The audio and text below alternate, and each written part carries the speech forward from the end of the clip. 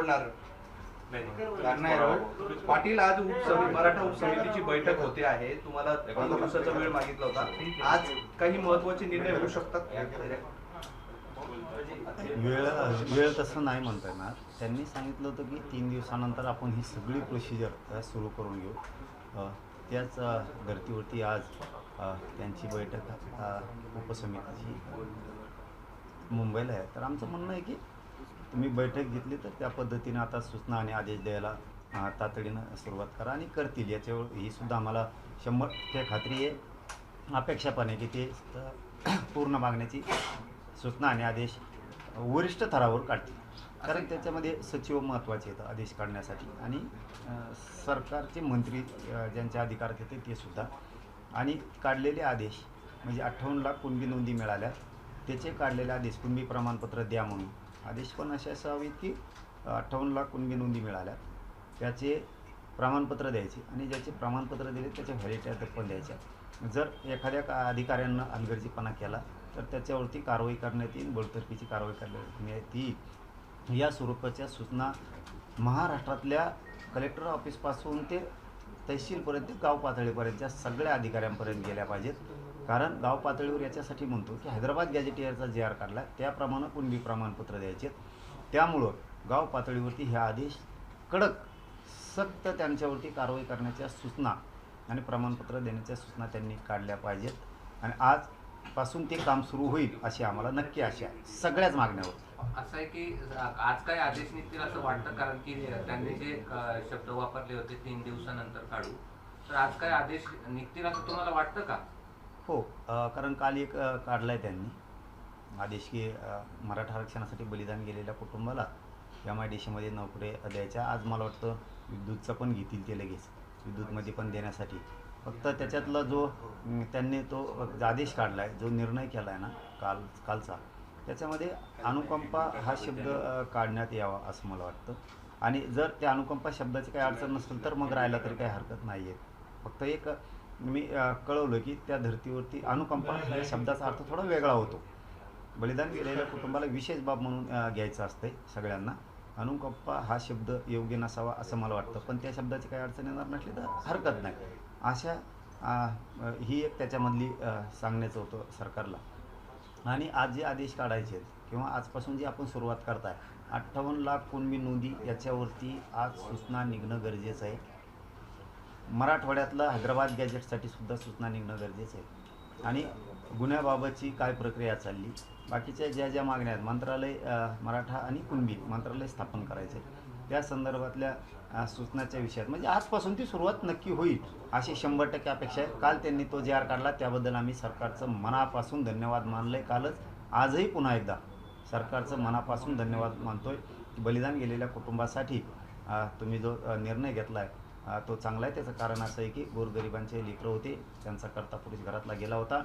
असंच परवासुद्धा अपघात झाला आहे मराठा आरक्षणाच्या चळवळीत असणाऱ्या बांधवाच्या इंदापूरच्या, ते ह्या अपघाती त्यांचं निधन झाले. 2 गंभीर जखमी आहेत. सरकारनं त्याही कुटुंबाला नोकरी आणि 10 लाखांची मदत देऊन त्याही कुटुंबाला न्याय द्यावा ही माझी स्पष्ट भूमिका सरकारकडे आहे. आता नाही काढले आदेश तर पुढे काय?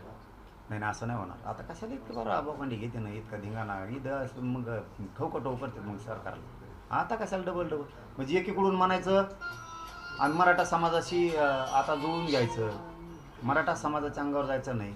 मराठा समाज हा खूप मोठा समाज आहे. या समाजाशिवाय आपल्याला सत्तेत भागीदारी घेता येत नाही.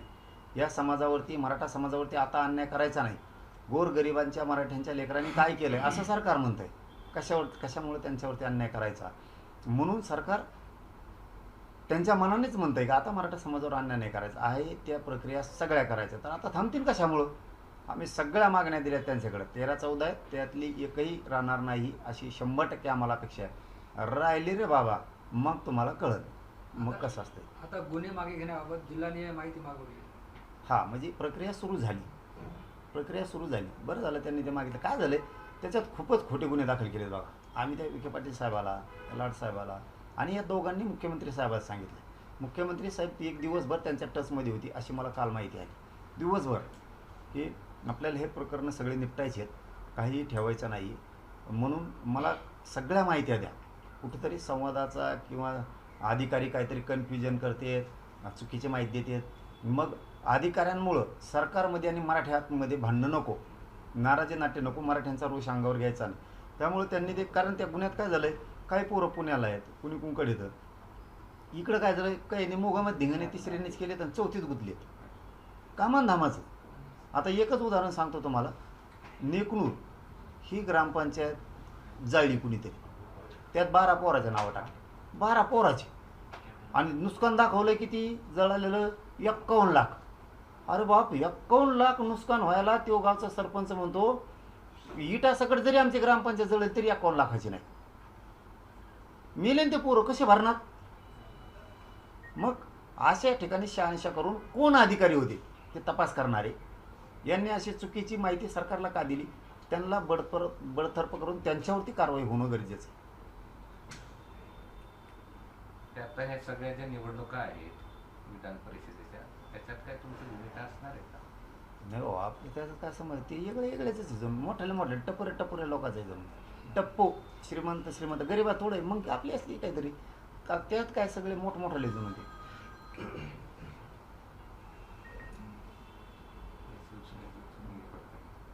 काय दोन्ही शिवसेना एकत्र येणार आहे? मग काय एकत्र याव्यात असं वाटतं दोन नेत्यांना, भाजप त्यांच्यावरती अन्याय करते असं वाटतं त्यांना. नाही, आता ती त्यांचा विषय. माझा विषय कुठला आहे की मला मराठा समाजाच्या लेकराला आरक्षण देणं ही माझी जबाबदारी आहे. मी आज वाट बघतोय सरकार कुठले निर्णय घेतं. 58 लाख नोंदी सापडल्या, त्याच्या संदर्भात सरकार काय आज सूचना काढतं आहे, काय आदेश देत आहे, कारण ते आदेश महाराष्ट्रभरासाठी असणार आहेत. हा माझ्यासाठी खूप महत्त्वाचा विषय आहे. हैदराबाद गॅझेटियरचा GR काढला आहे, त्या संदर्भात नेमकं सरकार आता नेमके आदेश काय काढतं आहे, त्याच्यात दुरुस्त्या काय करतं आहे, SOPमध्ये काय दुरुस्त्या करतं आहे, काय भूमिका काय आहे त्यांची, प्रमाणपत्र कशा स्वरूपात हैदराबाद गॅझेटियरनुसार देणार आहेत. कारण आमची संख्या नेमकी गेली कुठं, इथं होती प्रत्येक जिल्ह्यात 1 लाख, कोणत्या जिल्ह्यात 2 लाख, त्या वेळेस होती, मग ती संख्या गेली कुठं. म्हणून मराठवाड्यातल्या मराठ्यांना सगळ्यांना कुणबी प्रमाणपत्र देणं गरजेचं आहे.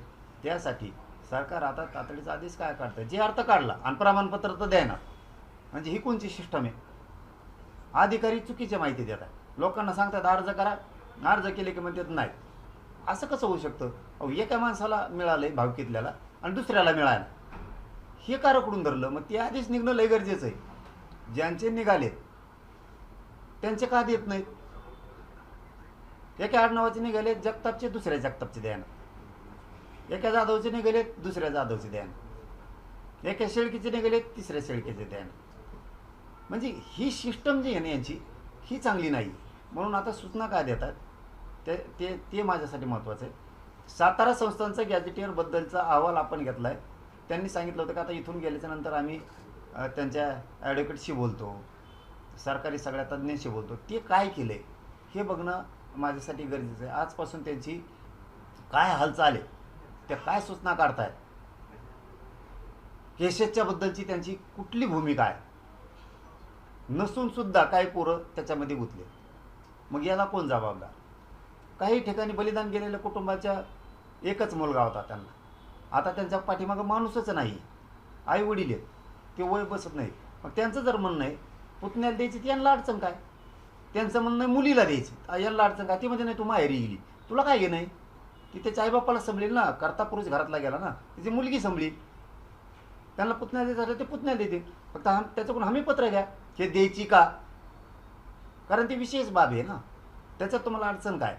EWच्या पोरांचं काय केलं, सारथीचा काय निर्णय घेतात, MPCच्या पोरांचं काय करतायत, ते सारथीबद्दलच्या योजना सुरू करतायत का, ही आजपासूनची प्रक्रिया माझ्यासाठी बघणं गरजेचं आहे. आणि सगळ्यात महत्त्वाचं, सातारा संस्थांच्या GR बद्दल सरकारने अहवाल घेतलेला असताना का GR काढत नाही, कोल्हापूरचं संस्थांचं गॅझेटियर का घेत नाहीत, याच्याकडं माझं जास्तीत जास्त लक्ष आहे. आता शिंदे समितीला मुदतवाढ दिली हो,